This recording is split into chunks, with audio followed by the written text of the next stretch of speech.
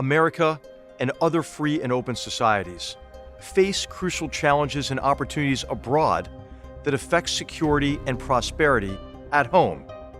This is a series of conversations with guests who bring deep understanding of today's battlegrounds and creative ideas about how to compete, overcome challenges, capitalize on opportunities, and secure a better future. I am HR McMaster. This is Battlegrounds.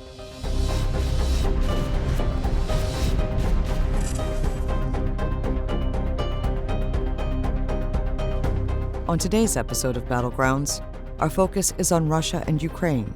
Our guest is Ambassador John Sullivan, US Ambassador to Russia from December 2019 to October 2022. Sullivan completed his law degree at Columbia University and has held senior positions in the Departments of Justice, Defense, and Commerce in the George W. Bush and Obama administrations. He served as Deputy Secretary of Commerce from 2008 to 2009 and chaired the U.S.-Iraq Business Dialogue from 2010 to 2016. Sullivan served as Deputy Secretary of State from 2017 to 2019. As ambassador to Russia, Sullivan led the U.S. diplomatic operations in Moscow through Russia's 2022 reinvasion of Ukraine. He is currently a partner in Mayor Brown's Washington, D.C. and New York offices. Russia's reinvasion of Ukraine fits a pattern of aggression visible from the early 2000s. In 2004, the Kremlin attempted to assassinate Ukrainian presidential candidate Viktor Yushchenko. In 2007, after Estonia removed a statue of a Red Army soldier in Tallinn, Russia incited riots and initiated a major denial-of-service attack against Estonian banks, government bodies, and media outlets. In 2008, Russia invaded Georgia and changed European borders by force for the first time since World War II. In 2014, Russian troops invaded Ukraine and forced an illegal annexation of Crimea. Prior to the invasion, Russia backed pro-Kremlin separatist movements in eastern Ukraine and used disinformation to cloak its brazen aggression. The Ukrainian people have courageously resisted Russia's invasion under the leadership of President Volodymyr Zelensky. As of June 2023, Russia controls nearly 15% of Ukraine, but Ukraine's heroic defense and counteroffensive have inflicted massive losses on Russian forces, as Putin succeeded mainly in isolating Russia economically and diplomatically from the free world. We welcome Ambassador Sullivan on the eve of a Ukrainian counteroffensive to discuss Russia's aggression, its impact on the US and NATO, and the future of Ukraine.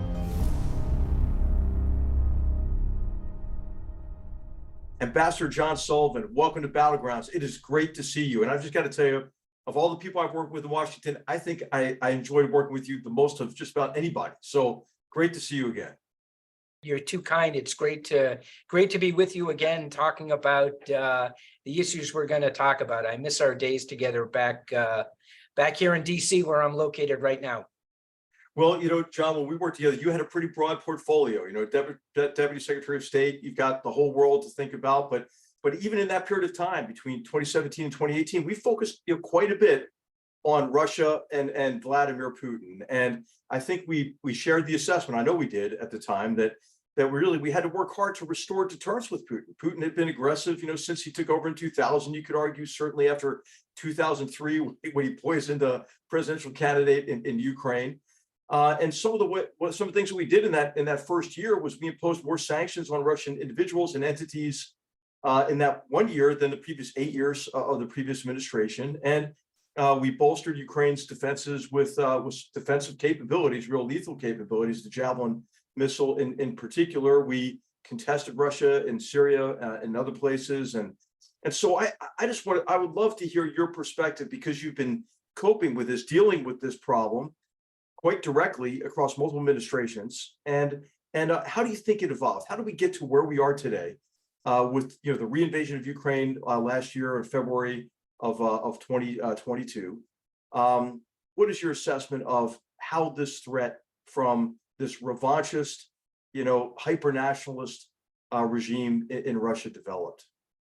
Well, you hit the nail on the head right there at the end, HR, where you described it as a hyper-nationalist, revanchist regime. We were approaching Russia as a country that we thought we could still do some business with, both as deputy secretary and even when I arrived as ambassador. I got confirmed as ambassador in December 2019. We were still looking for areas in which we could work with the Russians, whether it was strategic security talks, arms control, cyber issues, wrongfully detained Americans. But the areas in which we could work with the Russians, or at least talk with them, they were shrinking over time. And Putin the Russian government was not dealing with us in good faith. We sort of knew it at the time, and we're saying, I remember talking to my colleagues at the State Department, with you and your colleagues at the NSC. We had a sense of the adversary we were dealing with, but we still approached it as Americans who didn't really have the proper assessment of the adversary / enemy that we were dealing with. He had started a conflict with us a long time ago. He now says he's at war with us.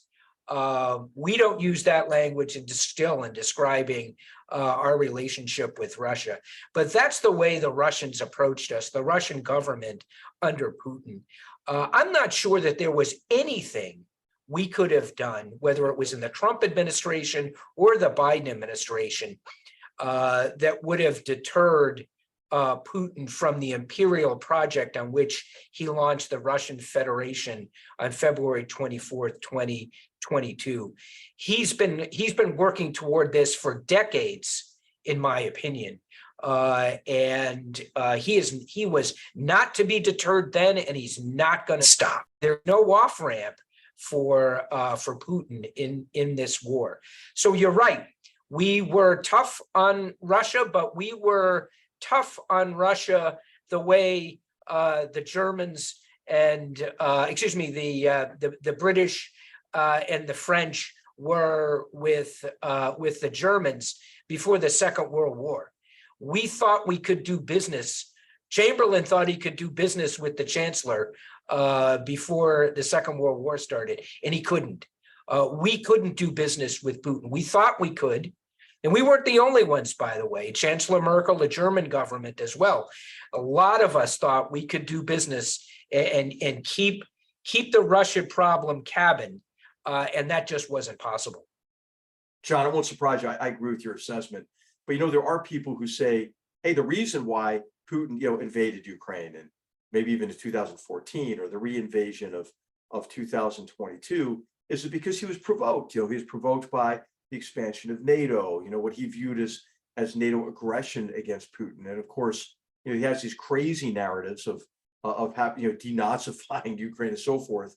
But there are many people, even in the United States and in Europe, who say, hey, this is our fault. What do you say? What do you say to those people and to those who make that argument? Wow, yeah, I hear it all the time, HR. You're absolutely right, and it's so wrong. Among other things, it doesn't account for the agency and the interests of Eastern Europeans. It's always phrased as NATO is marching east. We're looking to acquire the Baltics, Poland, Czech Republic, Slovakia, etc. It doesn't account for the fact that the millions of people who live in those countries, who suffered for decades under Soviet rule and fear the intention and motivations of the leadership in the Kremlin, that they're the ones, for their own protection, their own self-interest, their own security, sought refuge in the defensive alliance, which is NATO. NATO was not an offensive alliance, as you know as well as anyone. So I say it doesn't account for it. It's a typical Russian propaganda trope that they talk about indivisible security in Europe, which nominally means if one country is insecure, then the whole country is insecure. But from the Russian perspective, that means if Russia's insecure, then the continent is insecure. But if we make the Ukrainians, the Poles, the Czechs insecure, that doesn't matter. And they can't do anything about it, like seek to join NATO, seek to defend themselves against the aggression that clearly Putin's been planning for years, his aggression against Ukraine. And one final point, and again, there's an echo of the Second World War here. Putin always loves to make references to what the Russians call the Great Patriotic War. And as ambassador, I was always careful to credit the Red Army, the Soviet peoples, for the victory over Nazi Germany, to which in the Second World War, in which the Soviet people suffered greatly, millions and millions of innocent civilians killed, huge slaughter on the Eastern Front, great sacrifice by the Red Army, by the citizens of the Soviet Union. But Putin turns that victory to bolster his imperialist aggression. And he twists the Second World War. By the way, he doesn't refer to it as the Second World War. That World War, the part of the World War in the Pacific, that minor skirmish with the Japanese that the US and other allies fought, that really doesn't count in his estimation of his accounting of the Second World War. But think about this. Putin's imperialist ambition and how he's justified this special military operation. There are echoes of the Nazi justification, Hitler's justification for invading Poland on September 1st, 1939. The Germans coming out of the First World War, from the Nazi perspective and more mainstream German perspective, the German people, the German Volk, the German state was really railroaded by the Allies, shackled with enormous war reparations, having to confess to war guilt, losing portions of what was traditionally German, Prussian, German territory. The Germans had grievances coming out of the First World War into the 1930s. Hitler seized on those and used them as a justification for what became his own imperialist war. It started before September 1st, 1939, with a whole series, whether it was the Anschluss with Austria, remilitarizing the Rhineland, the Sudeten crisis, etc. But the war starts on September 1st, 1939. And here is Hitler's justification, which is the exact same justification Putin uses. We were screwed in a war we didn't lose 20 years ago. We lost territory in our east, prime Prussian homeland, where our Germans, our people, our Volk, are now separated from us by a phony border created by others, not by us, that separates our people. And now our people, our German Volk, are being abused by Polish barbarism. Polish barbarians are abusing Germans in what is our German homeland. And by God, channeling Frederick the Great, I'm going to solve that problem. And that's the same thing Putin's doing. His rationale at the start was the great tragedy of the demise of the Soviet Union. It wasn't the demise of communism.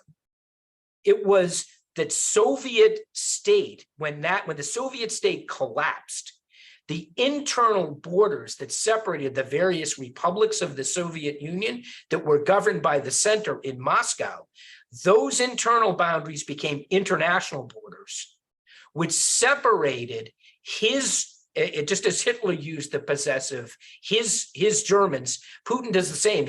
Our Russians are now on the wrong side of a phony border in our west, in the Russian case, as opposed to with the Germans in the east. In our west, our southwest, there's a phony border that separates our Russians, who are now being abused by Ukrainian barbarism. Putin goes so far as to say a Ukrainian genocide. And what's one lesson, if there's one lesson we can take, and there are many, from the Second World War, if you've got grievances, the way to solve grievances is not by starting an international armed conflict on the continent of Europe, which is exactly what Vladimir Putin did. The United States, the West, the collective West, the Anglo-Saxons and our vassals, all of the different names that Putin calls us, we didn't start this war. We didn't provoke this war. We're not perfect. no country, no government, no alliances. But we didn't provoke this war. Putin calculatingly started this war to accomplish his imperial ambitions. Yeah, John, I mean, I think that you remind me of this Orwell quotation of he who controls the present controls the past, and he who controls the past controls the future. And I'm struck by the parallels of 1939 as well. I'm thinking of Roger Morehouse's book, Poland 1939. The first few chapters of that, it's exactly what Putin was doing, except maybe with modern communications. And, you know, some things, John, in life are black swans. Other things are like pink flamingos, right? Like they're right there in front of you. I mean, you know this is going to happen. This is my friend Frank Hoffman makes this point oftentimes. But, you know, I think it was pretty clear he was going to do it, right? I mean, Putin, you know, of course, invaded Ukraine in 2014, had you know, and then conducted, you know, a form of ethnic cleansing and consolidation of control over the territories in Donetsk, Luhansk, and in Crimea. But then, you know, he telegraphed it, didn't he, John? Like in August of 2021, when he wrote that long essay, essentially giving his version of history and claiming that, you know, that Ukraine had always been part of the Russian Empire. So you were there. Could you maybe talk about the run up to the war? Sure. You read the situation, the decisions maybe of the Biden administration in that run up to the war, and how you would assess that period, you know, the period of escalating tensions and mobilization of troops, and what seemed, you know, from, you know, for almost a year, preparations for a reinvasion. So you're absolutely right, HR. It starts, well, I think you can actually trace it back, and you said, I think earlier, back to 2003. You go through his Munich Security Conference speech. You know, we can 2007, that speech, a long time to invasion of Georgia, 2008, right? I mean, you know, back to when he's Lieutenant Colonel Putin in Dresden in the KGB, and he's calling back to the center, to the Lubyanka for instructions, and no one's answering the phone. I mean, there's a lot to unpack there. But if we fast forward to the spring of 2021, where there's a buildup in southwestern Russia that was very concerning. There was a split between the UK and the United States. The United States government's assessment, or intelligence community, thought that this was a feint. Putin was turning up the heat on this conflict, but wasn't going to cross the border. I think intelligence professionals in some other capitals thought that there was a greater chance that Putin would cross the border. There were various scenarios that were being sketched out about a smaller scale incursion, whether it was south across Ukraine to seize the territory, which they actually wound up doing successfully in the special military operation, to Kherson, seizing all of that shoreline along the Sea of Azov, securing the canal that provides aqueduct that provides water to Crimea. There were various scenarios for what would have been an invasion of Ukraine, but on a much smaller scale. It turns out that he wasn't ready to do anything then to cross an international border, but he left in place, and this is what people paid attention to, he left in place infrastructure, particularly in Crimea, that could be used for a subsequent invasion. And that's what he was doing. It was a feint. It was a combination feint, exercise, partial buildup to have the infrastructure ready, whether it was depots, field hospitals, you name it. The intelligence community was keeping very careful track of that. And then by the fall, early fall, late September, early October, it became clear for a variety of reasons, and including the continuing buildup in southwestern Russia and in Crimea, that he was going to launch an invasion. But here's the important point, though. I think we knew he was going to do it. We didn't know the scale. And you'll recall that President Biden said at one point in a press conference that if it's a limited, I think he was asked something about Were you going to be able to keep the Europeans together if and when Putin invades Ukraine? And his answer was something like, well, we'll have to see. If it's a limited incursion, maybe it would be more difficult. And it was unscripted. You and I both have experience with presidents who have unscripted moments in front of a camera. It gave people some pause when he said that, but I was convinced at that point that he wasn't settling for a limited incursion into Ukraine. You pointed to the article he wrote, the historical article he wrote that tried to justify the case that Ukraine isn't an independent sovereign nation. It's always been part of the Russian Empire. It's Russian, it's ours, it's part of our Ruski Mir. Debunked by historians across the political spectrum, phony history. But I was telling people, and particularly as the calendar turned from 2021 to 2022, that this was going to be an invasion of Ukraine. This wasn't going to be a limited incursion. And I said as much. Secretary Blinken called me. It was, so the invasion started on Thursday, February 24th. The secretary called, he was at the Munich Security Conference the prior week, and he called me on Saturday, February 19th. And this is when I first started talking about September 1st, 1939. He wanted to know, what my impressions were, how things were at the embassy, what we were hearing in Moscow, et cetera. And I said to him, it feels like September 1st, it's August 31st, 1939. He's going to do it, and he's going in big, and he's not going to settle for a limited incursion. He's going to want to bring the government down. He's going to want to take all of what he wants from Ukraine and leave the rest, the scraps in the West, to the West. So that was my sense. But I had trouble convincing people, not Secretary Blinken, he and I were aligned on this, but there were a number of people, and I'd cite in particular US citizens, US business leaders in Russia who had vested interests, been doing business there for years, and they just weren't willing to believe that he was really going to do it. It was irrational, they said. The consequences will be cataclysmic for him. It would be terrible. He's not irrational. He won't do it. And I said, he is rational. It's just his definition of what's rational and what he wants is different from ours. He doesn't care if you continue to do business here. What he cares about is rebuilding, being Vladimir the Great, who rebuilds the Russian Empire, rejoins those parts of Ukraine that he thinks are traditionally Russian, including Kyiv, to the Ruski Mir, to Russia and Belarus, which they already have a union state arrangement with, and is basically an adjunct to the government in the Kremlin.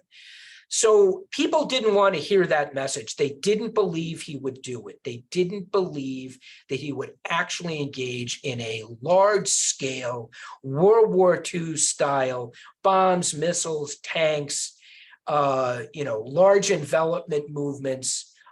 They didn't believe it. The most they would credit the argument that I was making was, well, maybe there'll be a small scale excursion, or more to the point, they'd say he's bluffing, and he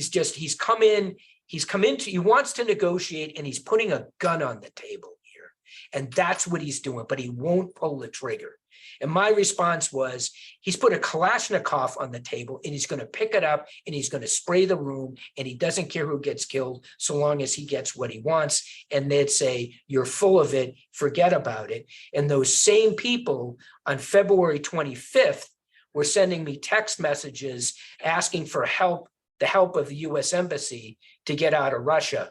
So people just didn't want to hear it. John, what you're laying out, I think, is just a classic case of multiple cognitive traps that people fall into based on what we might call strategic narcissism, right? Viewing the world only in relation to us, and assuming that what we do or decide not to do is decisive toward achieving a favorable outcome, or mirror imaging the other, right? Thinking that Putin's calculation of interest must be just like ours, and neglecting the degree to which emotion, which you've talked about, his obsession with restoring Russia to national greatness and to avenge his sense of honor lost associated with the breakup of the Soviet Union, and also the ideology that drives and constrains the other. And I think his belief that his authoritarian system is superior to the decadent, weak West. And so I'd like to ask you about that. Why did he think he could get away with it? John, I'll tell you, as soon as the invasion started, I said, okay, he's failed already. There's no way in hell this can work. I mean, just look at the scale on the map, look at the improvements in the Ukrainian forces that have been made,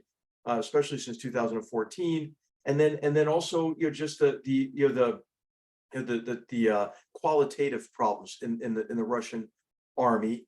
But, I think, John, we could say that what provokes Putin is the perception of weakness. Yeah. Whether it's, 2008, when we were preoccupied with Iraq and Afghanistan, and the opposition to the Iraq war was growing, and we had the financial crisis, whether it's 2014 with the unenforced red line in Syria, and I think I can't help but draw a line, John, between the humiliating surrender to the Taliban and withdrawal from Afghanistan and this reinvasion. But what do you think, led to the decision, but also why the hell did he think he could get it done? He could get away with it.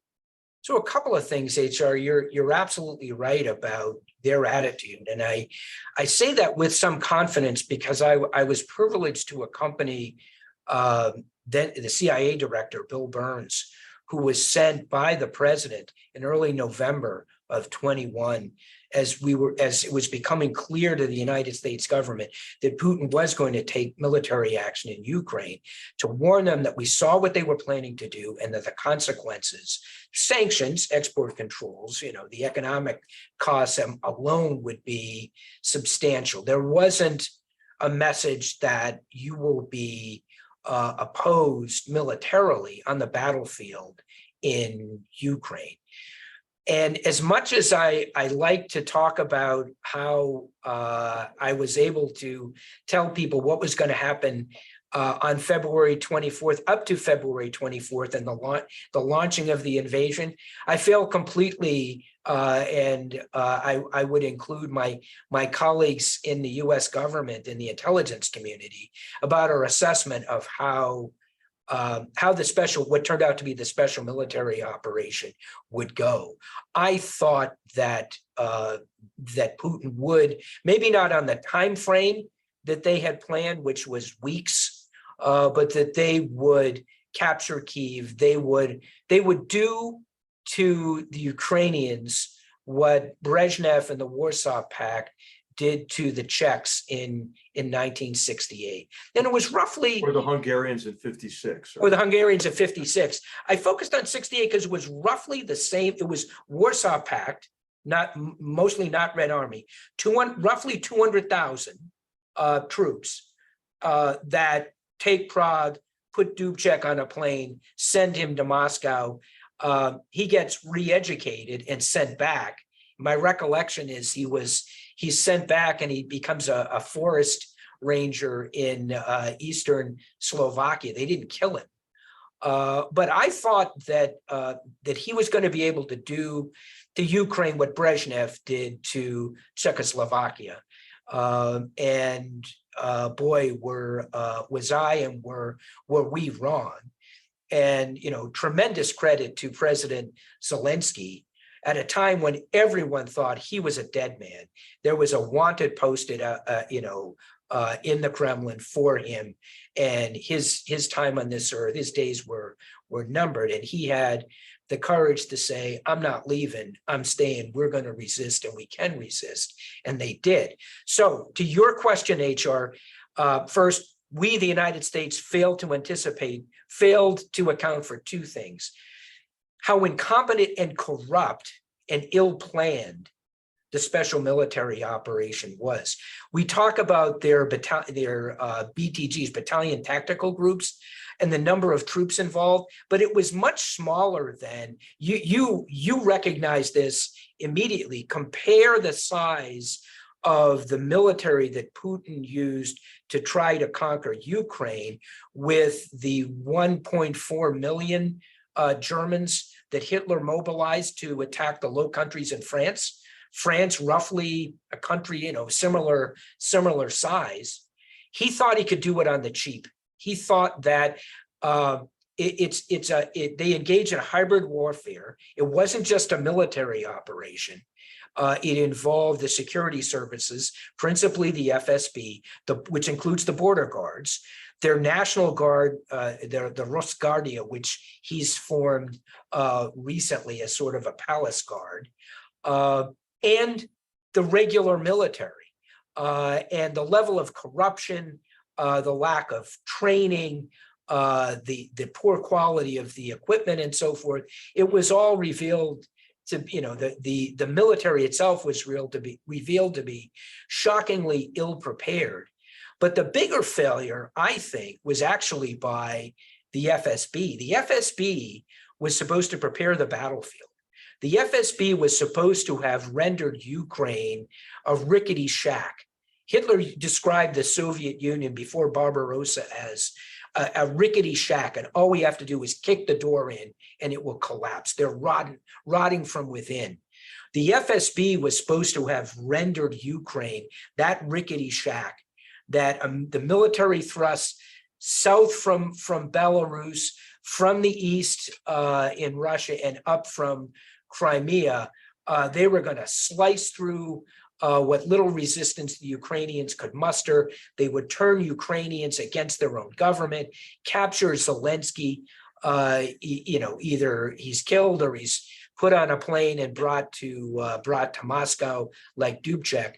But it was the FSB, and it's a double failure, right? Because they're charged with preparing the battle space so that, they have their people in place to make sure that bridges aren't blown up when armed columns have to make certain movements, so that they're prepared, and they're prepared with an administration to go in and take over and govern the portions of Ukraine that they capture. They weren't ready. And then that's one failure. The second failure was they couldn't tell Putin that Ukraine wasn't ready to be sacked the way Putin thought it was and the way they had told him it would be. So he himself, Putin, thinks from this is his milieu, these are his people. He is of the FSB, right? Former director, his security, the secretary of his Security Council, Nikolai Patrushev, former director of the FSB. I think as big a failure as the Russian military has been, I think the FSB is equally responsible for the failure here. So Russians not prepared or capable to do what they were supremely confident they could do, and underestimating the courage and the resilience of the Ukrainians, and not just Zelensky, but the Ukrainian people, including people who had, and this is Secretary Blinken a couple of weeks ago gave a speech in Helsinki about, the strategic catastrophes that have resulted from the Russian perspective of the special military operation. Even those Ukrainians who were native Russian speakers in Eastern Ukraine, who had attachment to Russia and the Russian homeland, turned against, many of them, Russia and Putin and the Russian military for what they've done, the invasion of their country. There's a famous image, HR. I remember sitting in my office in Moscow and seeing this image and news coverage of this elderly woman in eastern Ukraine, a babushka in eastern Ukraine, who is walking up to a fully kitted Russian soldier, I believe paratrooper, with an assault weapon, fully kitted out, and she hands him a fistful of sunflower seeds and says, "Put these in your pockets, so when you're dead and buried here, something good will come from your presence, and we'll have sunflower seeds that will bloom from your corpse when you're dead and buried here." And I remember thinking, wow, when you have elderly Ukrainians who were probably, Russian leaning in their outlook and in their language, who were saying that to Russian soldiers. Boy, that's to quote President George W. Bush, that's a misunderestimation of the Ukrainians in the Ukrainian battle space. Well, John, as you know, there's been a tremendous suffering in Ukraine because of this onslaught. The war's gone through multiple phases. You know, the defeat of this Russian onslaught in the spring and into the summer of 2022. Then you had some extremely successful Ukrainian counteroffensives, which took back vast swaths of territory in Donetsk and Luhansk, and then we had almost like the Western Front in World War I, phase of the war, where it was just a grinding war of attrition. And of course, the Ukrainian people were subjected to massive bombardment of their homes and their schools and their hospitals and their critical infrastructure. And now we are on the cusp of the Ukrainian counteroffensive, as Ukraine has endeavored to generate combat power. But I think, John, we have been in a war of attrition up to this point, right? And wars of attrition are decided by some sort of a combination of will, which you've described through the persona of this Ukrainian elderly woman, but I think it's representative of the Ukrainian population broadly, and also capacity, right? The ability to fight, the ability to win on the battleground, to regain control of territory and population. And so what is your assessment now, like on both sides, right? On the Ukrainian side and on the Russian side, not to say to predict the future, but how do you think about the prospects for Ukrainian success or failure in this counteroffensive? And then maybe we could talk a little bit about what you see as a way to the end of this thing. Well, I have the mistakes, and I've made many in my work as ambassador in Moscow, was underestimating the Ukrainians but overestimating the Russians.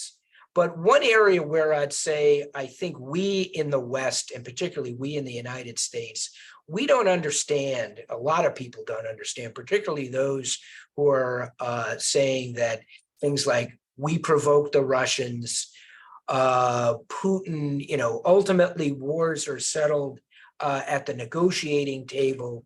I think that would have been news to General MacArthur on the deck of the battleship Missouri. Well, now, John, if I could just interject here, right? What did we hear for years about Afghanistan? Right. No military solution. Right. Afghanistan. Well, the Taliban came up with one, didn't they? Yeah. I mean, it's just, Putin, he's not quitting. No. And I say this to Americans. I say, for those who are old enough to remember Vietnam, he can't be like LBJ.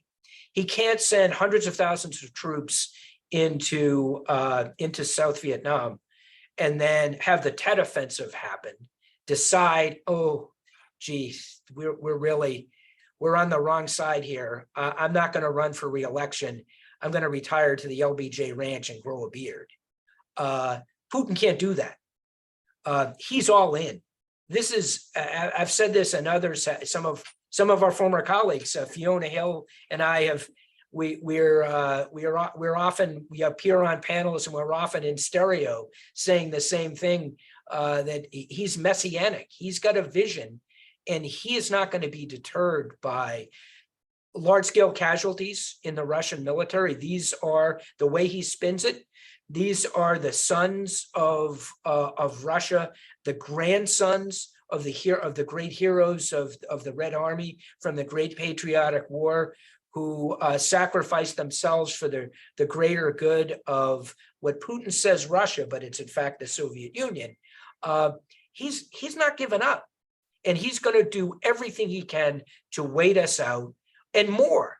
And he's going to depend on relationships that he's built with his dear friend in Beijing, with the Indians, with the new government in Brazil, with the so-called global South, all those countries. The Iranians, and there were thousands of drones. The North Koreans selling them artillery shells.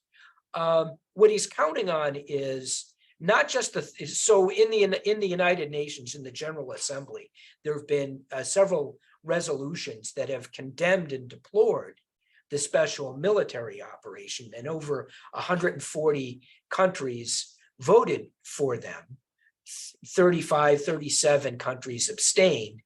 What he's counting on is not just those countries that abstained, like China, but among the 141 that voted for the resolution that condemns and deplores the special military operation, they're still doing business with the Russians. They don't want to get caught violating US sanctions, but they're not going to curtail in any way their relationship with Russia. Putin thinks he has enough support around the world that he can continue his special military operation, even if it takes years and years, even if it takes the rest of his tenure as president, however long he's got on God's green earth, however long it takes. That is going to be his accomplishment for Russia, for the Russian Federation, for the Russian Empire. And what sets him apart, the way he cites Peter the Great, Catherine the Great, and so forth, he's going to keep going. And even if there's a negotiation and a ceasefire, and here I agree with Secretary Blinken says this all the time when he's criticized for not trying to promote negotiations now, Putin doesn't want to negotiate. And even when he says he will negotiate, he won't. He is biding his time. I get asked all the time, what's the off ramp? And I say, he doesn't want an off ramp. In a Sherman-esque way, he would say, if offered one, I don't want it. And if you direct me to it, I won't take it.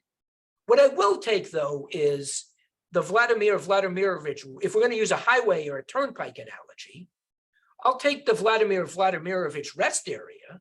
Yeah. I'll rest and regroup. We'll lick our wounds. We'll get our military in better shape, and we'll continue to pursue this goal, which he thinks is noble and worth the sacrifice of a lot more Russians than have already been killed in Ukraine to date. That's the adversary we face.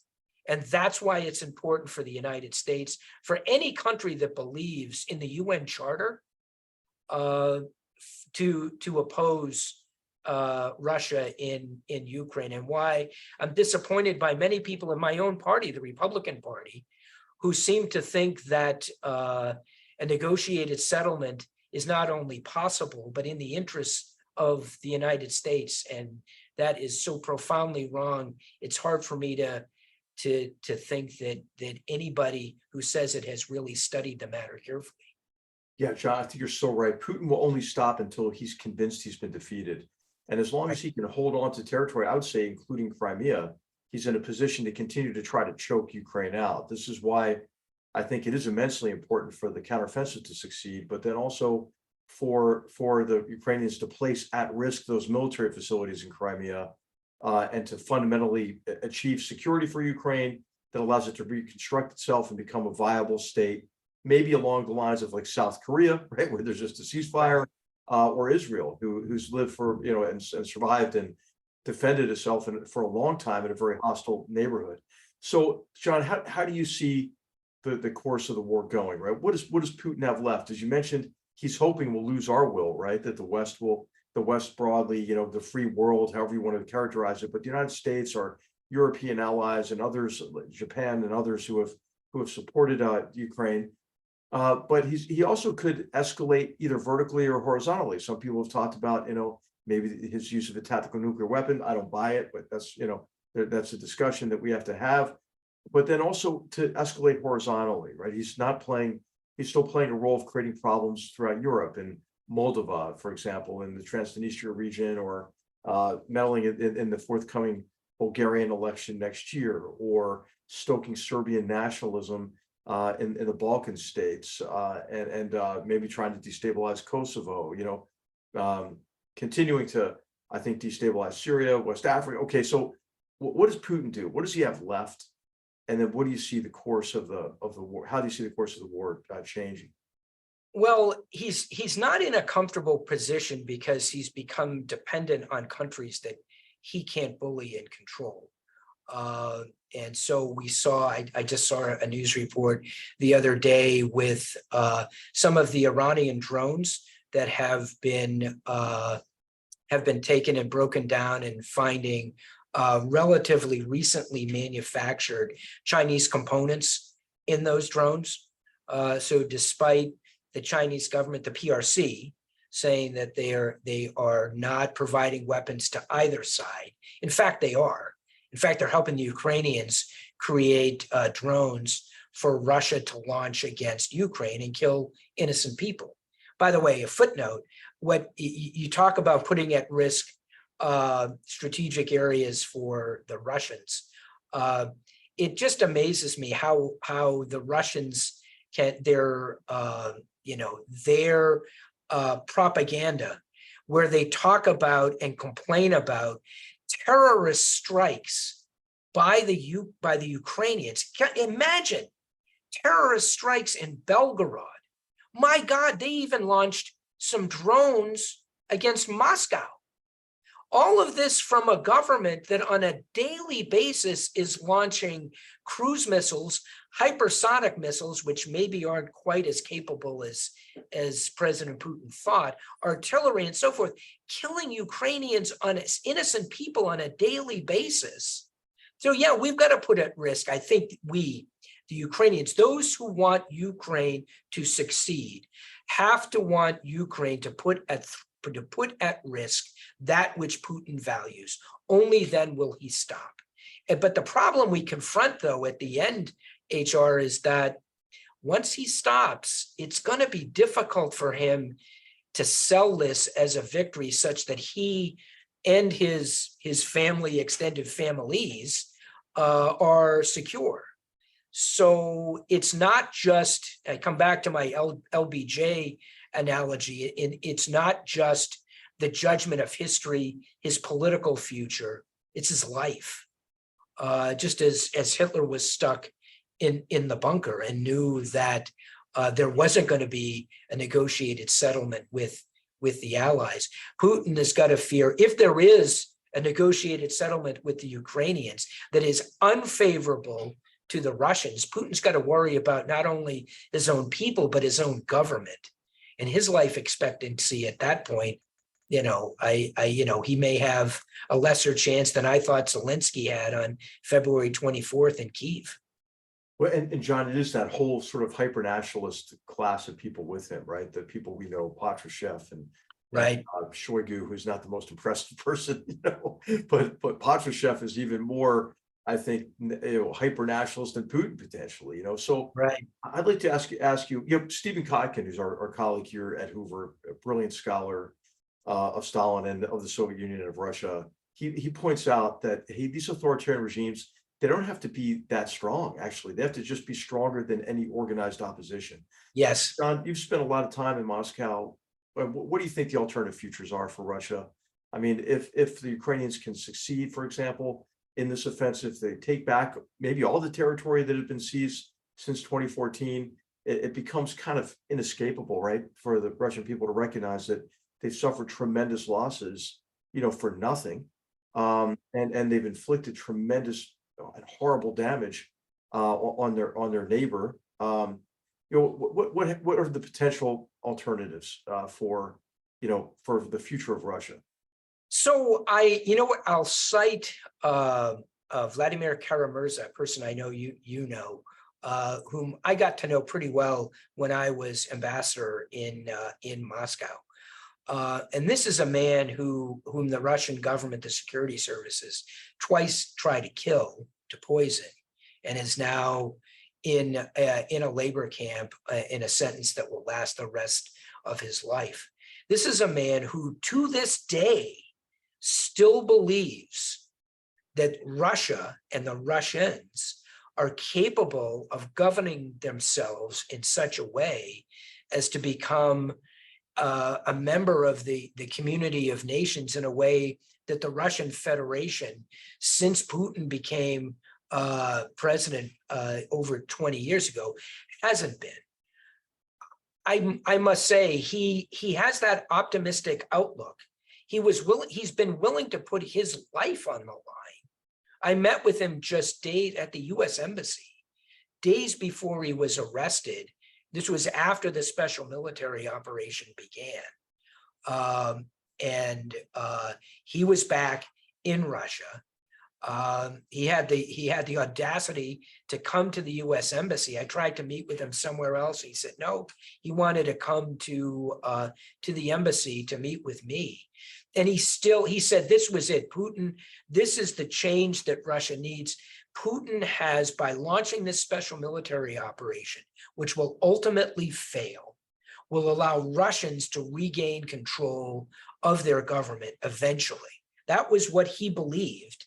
And he was willing to stake his life on it. And within days, he was arrested and has been sentenced, got a lengthy sentence now for to spend the rest of his life in a labor camp. That's how the authoritarian government has responded, arresting, whether it's Navalny, Kara-Murza, and a lot of other people that we in the West have never heard of.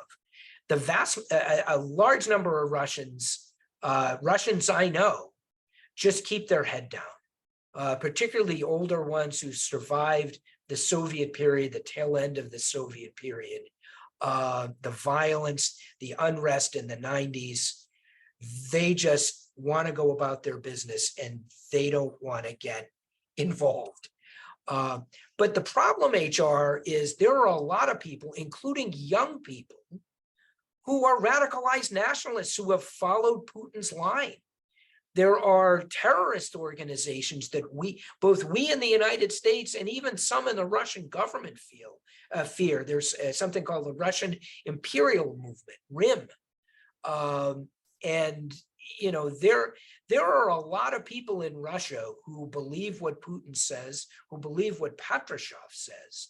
So it's going to be it's going to be a very, very difficult struggle after Putin leaves the scene, whenever that is, this year, next year, sometime in the future. But I come back to something that that Churchill said, and this was during the civil war in Russia 100 years ago.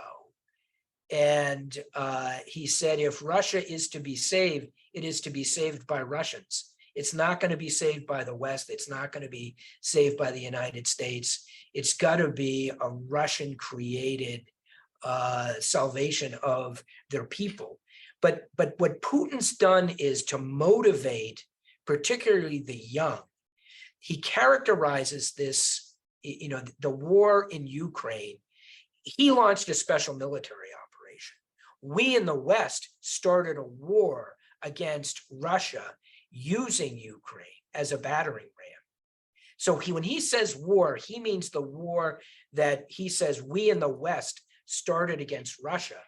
And he speaks of it in, when I say messianic terms, he says this is a struggle of civilizations. There is something that he believes that is the Russian civilization that is threatened by the collective West, all of the names they have for us. It's not really the West because it includes South Korea, Japan, Australia, New Zealand, you name it. But this is a civilizational struggle and that's the way he talks about it, as a struggle of civilizations. The Russian Foreign Ministry issued a new restatement of, they call it the concept of foreign relations of the Russian Federation. And on the very first page, they talk about the Russian civilization that the Russian government is defending against an onslaught by the West. And that's what young people is motivating those young Russians, many of them not well-educated. The well-educated ones, particularly those who could, you know, had good paying jobs, have fled, which is another calamity for Russia in its future. But those who've stayed, they're buying into that and they're getting motivated by that. And that's a problem. You know, this is why it's important for people like Vladimir Milov, others, to poke holes in the in Russia's firewall and to reach the population with alternative sources of information. John, you've been great with your time. It's been an amazing conversation, but I do want to ask you a couple more questions. The first of which is, what do you think are the most important lessons of this reinvasion of Ukraine? I remember in 2017, December 2017, we had all given President Trump our advice on whether or not to provide javelins and other defensive capabilities to the Ukrainians, and it was a day where he was in the back dining room, and I brought out a chart, and I just showed him really every Russian provocation since Putin had taken over, and then really what had preceded that, which is usually something that indicated weakness to Putin. And the point I was trying to make to him is that people are telling you that providing Ukraine with defensive capabilities will be provocative, but actually what is provocative to Putin is weakness. And I think that's an important lesson for us to take, especially as we look to maybe potential aggression from others, Iran, North Korea, and especially maybe China. But so that's my lesson, is that weakness provokes people like Putin, who is, I think, a kind of a combination of a street thug, a bully, and a coward, all wrapped up into one. But what are your lessons from this reinvasion, and what do you think our viewers ought to know? So related to your point, HR, we in the United States, we don't listen and we don't study other countries and understand them. And the contrast, I would contrast that with the way the Russians study us. And I don't mean the FSB, the SVR, the Russian government.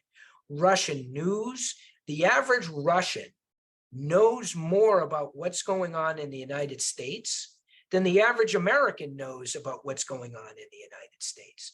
The United States is at the top of the news every day, the US, NATO, et cetera.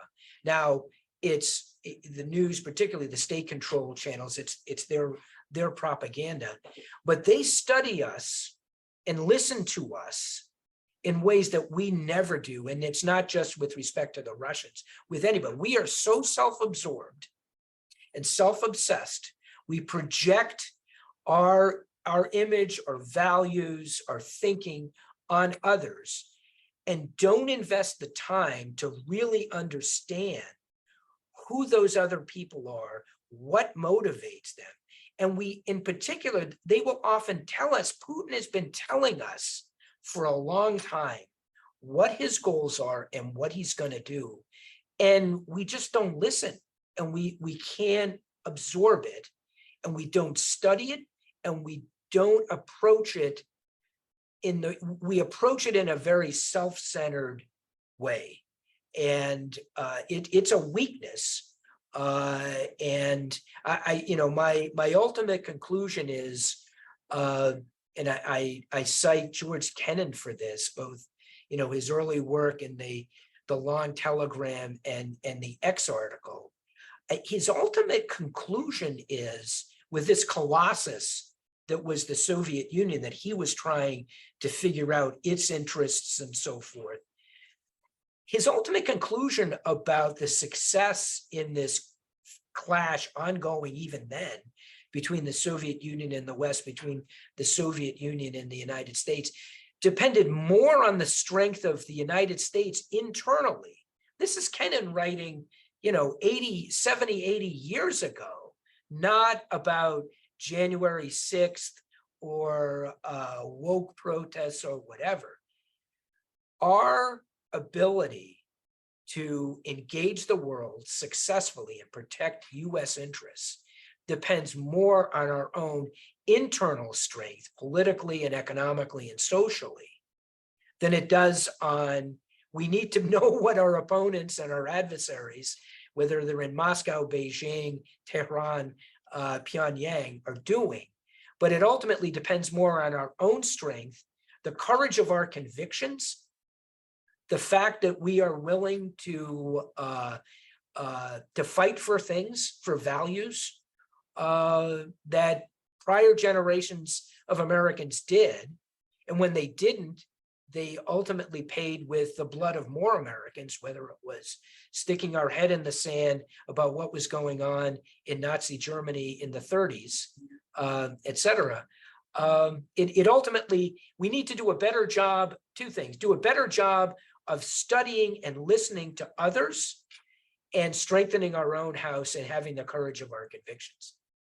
Well, I can't think of a better way to end than that. I mean, the whole inspiration for this series is this concept of strategic empathy, a term coined by my friend and historian Zachary Shore. And you've just described strategic empathy perfectly, as well as the importance for us to regain our strategic confidence in who we are as a people and in our democratic principles and institutions and processes. And John, you've lived that across your life of service, and you've inspired many, many others through your example and through that selfless service. I can't tell you what a privilege it is for me to have had this conversation with you. And on behalf of the Hoover Institution, thank you for helping us learn more about a critical competition that will help determine our future and the future of generations to come. Well, HR, it was entirely my pleasure. It's always great to speak with you. Thank you for having me. Thanks, John. Battlegrounds is a production of the Hoover Institution, where we advance ideas that define a free society. For more information about our work, to hear more of our podcasts, or view our video content, please visit hoover.org.